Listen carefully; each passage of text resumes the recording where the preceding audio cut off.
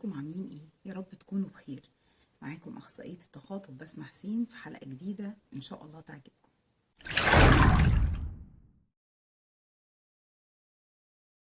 احنا عايزين نعرف دلوقتي ايه اللي بيخلي صوتنا مختلف. ليه في صوت رفيع وليه في صوت تخين وليه في صوت يكون مايل للخنف؟ ايه السبب في تغير الاصوات دي او ان كل واحد له صوت مختلف عن التاني؟ ليه كلنا ما عندناش نفس الصوت طالما نفس الاعضاء النطق واحده؟ عندنا حنجره واحده، عندنا احبال صوتيه واحده، عندنا لسان، عندنا شفايف، عندنا اسنان. ليه الصوت ما بيطلعش بنفس النبره؟ حلقة النهاردة هتتكلم عن خصائص أو صفات معينة بتتحكم في الصوت. يعني أنا في أطفال بيبقى دايما صوتهم عالي جدا، في طفل تلاقي صوته خشن جدا، في طفل ممكن تلاقيه عنده مشكلة اسمها الخنف أو إن هو بيتكلم من التجويف الأنفي فتلاقي الصوت فيه رنين زايد شوية. كل الحاجات دي هكلمكم فيها في حلقة النهاردة. ما تنسوش تعملوا اشتراك في القناة وتفعلوا الجرس وتدوسوا على اختيار الكل عشان يوصل لكم كل فيديوهاتي أول ما تنزل بإذن الله.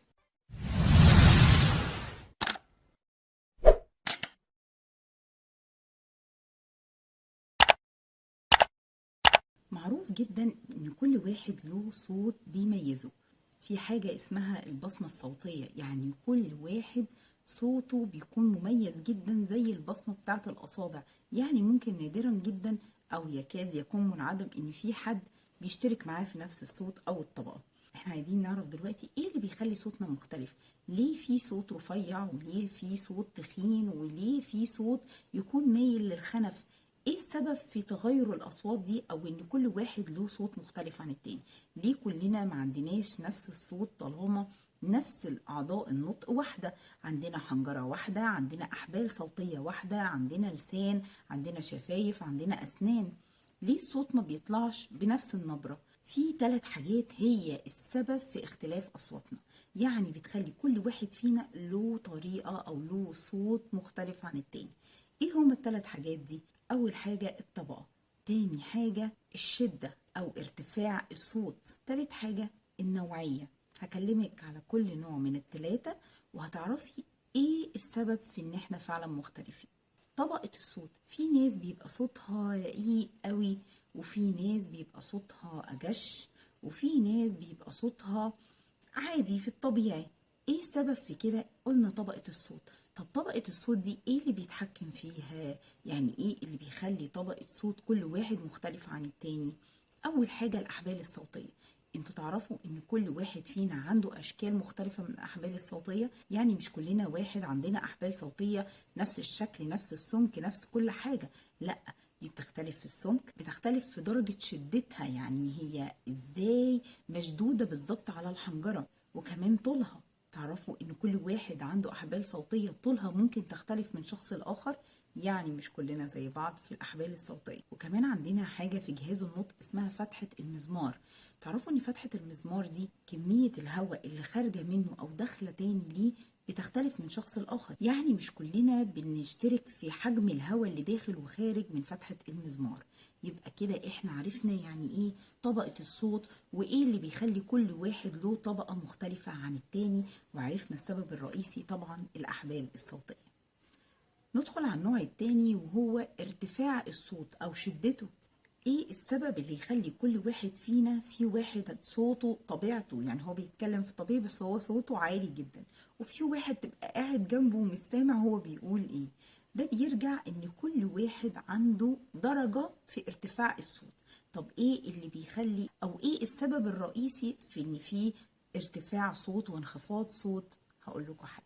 أول حاجة مقدار ومعدل تدفق هواء الزفير، يعني الهواء اللي خارج اللي هو الزفير، احنا عندنا طبعا شهيق وزفير، طبعا عملية الكلام بتتم أثناء عملية الزفير، فطبعا كمية الهواء اللي خارجة في عملية الزفير دي هي اللي بتتحكم في ارتفاع الصوت. يعني في ناس بيكون تلاقيها كل شوية بتقطع بتاخد نفس في نص الكلام، ده بسبب ان كمية الزفير مش كافية لان هو يتكلم. في حد تاني لا، تلاقي ما شاء الله الصوت يعني كبير جدا ومرتفع جدا بسبب ان كمية الزفير اللي خارجة كبيرة جدا. خلوا بالكم برضو ان في ناس دايما بتشعر ان المسافة مؤثرة جدا في ارتفاع الصوت. يعني لو هو بعيد عن المستمع فتلاقيه بيعلي صوته جدا عشان هو حاسس ان هو مش سامعه. برضو في حاجة مؤثرة جدا في ارتفاع الصوت اللي هو حجم المكان وشكله. لو انت في مكان فيه صدى صوت او مكان مغلق، لا هتلاقي نسبة الصوت فيه او ارتفاع الصوت فيه عالية جدا.